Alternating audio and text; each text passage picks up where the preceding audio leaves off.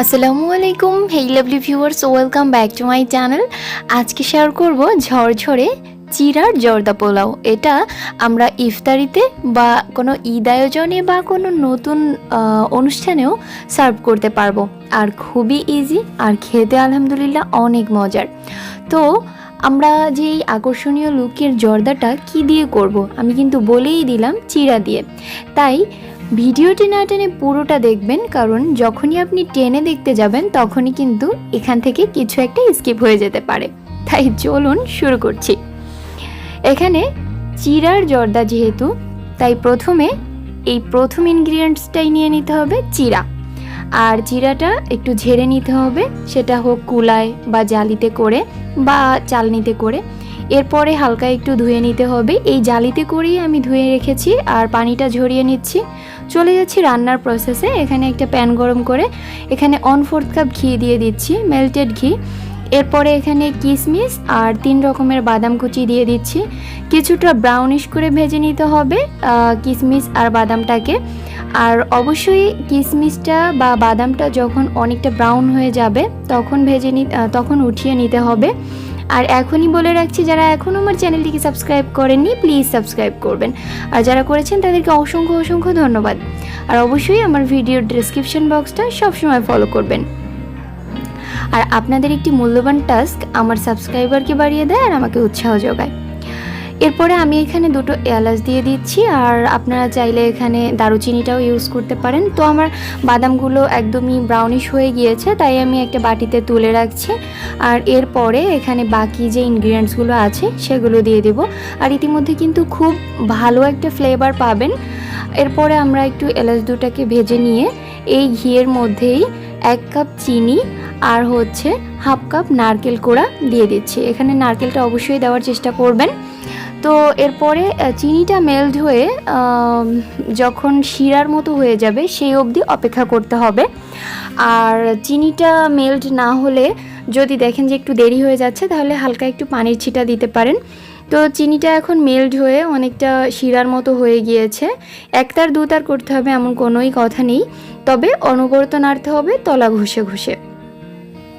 এরপরে সামান্য একটু ফ্রুট কালার দিয়ে দিচ্ছি, জর্দার কালারটা আর কি, জর্দার যে আসল ট্র্যাডিশনাল লুক সেটা আনার জন্য। আর আমরা সাধারণত জর্দাটা পোলাওয়ের চাল দিয়ে করে থাকি, কিন্তু এখানে চিরার জর্দা যেহেতু, তাই চিরাটাই দিব। তো এ পর্যায়ে শিরাটা অনেকটা টেনে গিয়েছে, তাই এখানে আমি চিরাটা দিয়ে দিচ্ছি।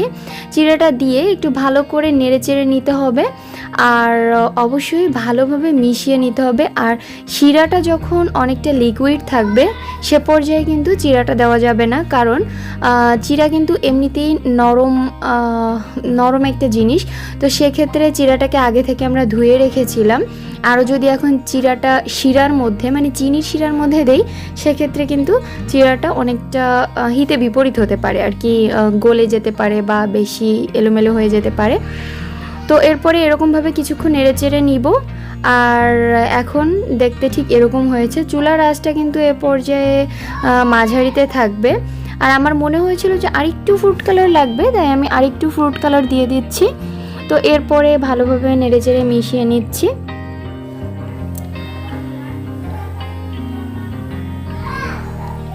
আর তলাটা ঘষে ঘষে নাড়বেন, আর দেখতে অনেকটাই ঝরঝরে হবে। এ পর্যায়ে কিন্তু কোনো পানির ছিটা কিছুই দিতে হবে না, সামান্য একটু লবণ ছিটিয়ে দিলাম।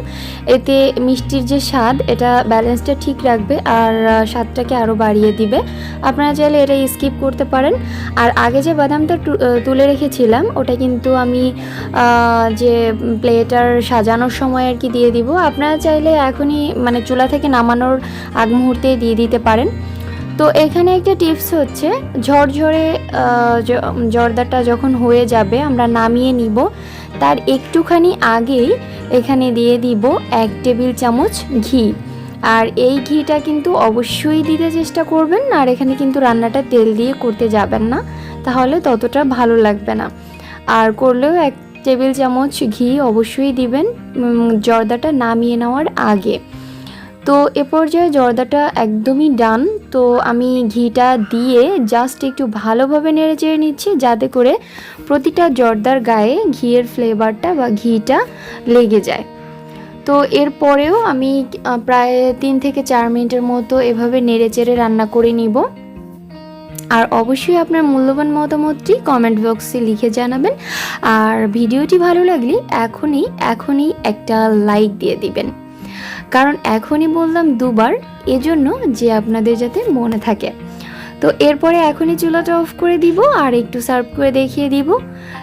ফিরছি এটা রুম টেম্পারেচারে আসা পর্যন্ত। এখন একটা ডিশে আমি সার্ভ করে দেখিয়ে দিচ্ছি, আপনারা যে কোনো প্লেটারে নিতে পারেন, কোনো সমস্যা নেই। তো এরপরে এটা যে কতটা ঝরঝরে বা মজার, এটা যখন বাসায় করবেন তখনই বুঝতে পারবেন। তো আজ এ পর্যন্তই, সবাই ভালো থাকবেন, আমার ছেলের জন্য দোয়া করবেন, আমার চ্যানেলটিকে সাবস্ক্রাইব করবেন। আর কথা হবে অন্য কোনো এপিসোডে অন্য কোনো খাবারের সাথে। আল্লাহ হাফিজ।